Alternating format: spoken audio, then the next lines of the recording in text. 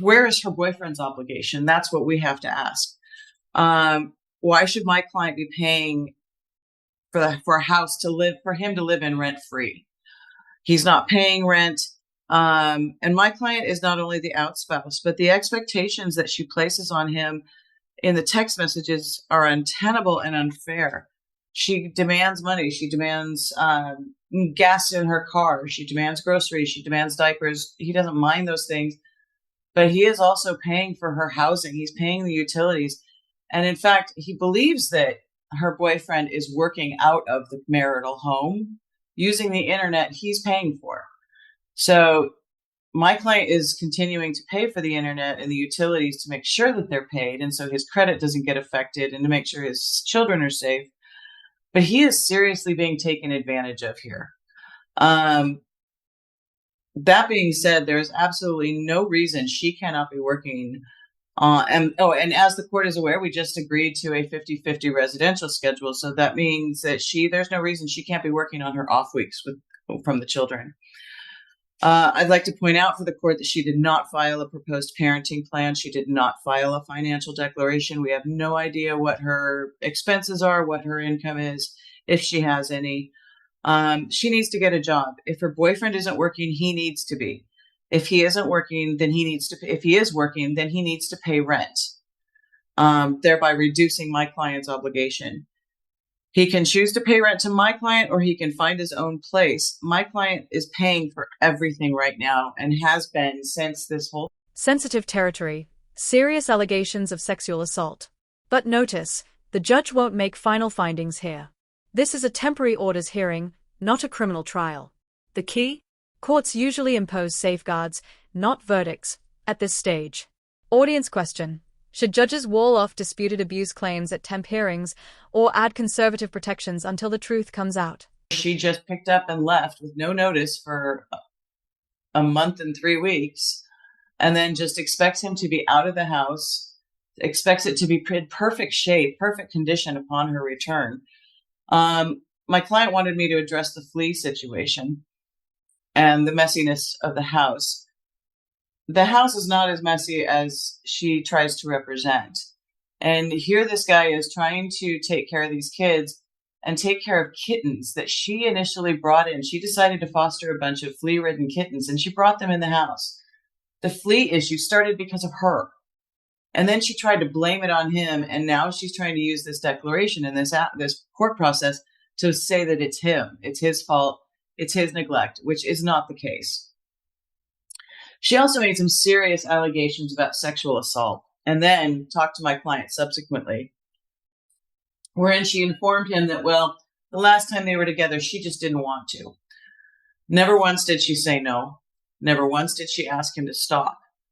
She never yelled. She never screamed. She never cried. She never called the police. She never sought a restraining order. Even now, in response to our motion, she's not even seeking any kind of protection order or restraining order against my client. She has no fear. You can't consent to something and then turn around and claim it to be an assault just because it wasn't something. Here's the custody highlight. Judge keeps joint decision-making on school and health care and adopts the 50-50th schedule the parents already follow. Classic move. Courts love status quo that's working for kids. Translation: if your co-parenting schedule is calm and consistent, write it down and get it stamped. Engagement question. Would you prefer joint authority to ensure both voices count, or sole decision-making to avoid deadlocks? To fight back. She didn't. So she can't come now to the court and say that my client is an abuser and that he sexually Judge assaulted orders dad her. back into the marital home. Mom must to mention the fact that there was and no not in the middle temporary of a fight. spousal support. It did not Rationale? occur in The court out won't of force him rage to bankroll a or residence with a new partner extreme inside. emotions. Also noted, it's It only just a occurred. They're 5-year a married marriage, couple. which weakens her alimony case. As to her, again, Fair call as to to move mom request out for her now, spousal support, or should the she judge makes have no preserved the specific status quo request. She until provides trial? no financial documents. Interview. We have no Money idea what the mechanics. status is Because of her the kids boyfriend. get TANF And she benefits, is simply claiming the that law because they blocks were a married and residential during the credit even marriage with she got to be the 50-50th stay-at-home time. mom, Translation: she should continue dad to live pays that guideline life support of to the state luxury without the usual just offset. after it was her Mom's decision imputed to at end the 32 marriage, hours minimum wage. and not have to support Defense says herself push or for equally 40. support the children. Engagement. So we are Should asking that equal parenting time our always motion be trigger a granted, credit, Your Honor. Or should public benefits Right. prioritize household Ms. Lowe, I stability have over also mathematical received symmetry? your response. I did not receive a proposed parenting plan from you, but I have received your response to the petitioner's proposed parenting plan. What would you like the court to know? Well, Your Honor, there's many discrepancies in the petitioner's responses. I would just like the court to know that we had a mutual agreement when I wanted to get divorced that he would move out of the house. There was abuse in the relationship. That's why I left the home, marital home, during the time so that he could move out and it was safe. So when I returned, I have text messages showing that he knew I was at the airport. I was on my way home. He was preparing one of the vehicles for me. And originally he had said I could live in the marital home for a year. And then after I got back, everything changed. I am also 2 months pregnant, not 5 months pregnant. In regards to the sexual assault, I did cry. I did say no. I don't feel like it's necessarily appropriate for court, especially with me with no counsel, but I can't afford counsel at this time. I've done everything in my ability so far of filing TANF and filing for child support. I have thrown out many suggestions to the petitioner, such as splitting the mortgage on the marital home or him not paying the mortgage at all and me just continuing to raise the children in the marital home.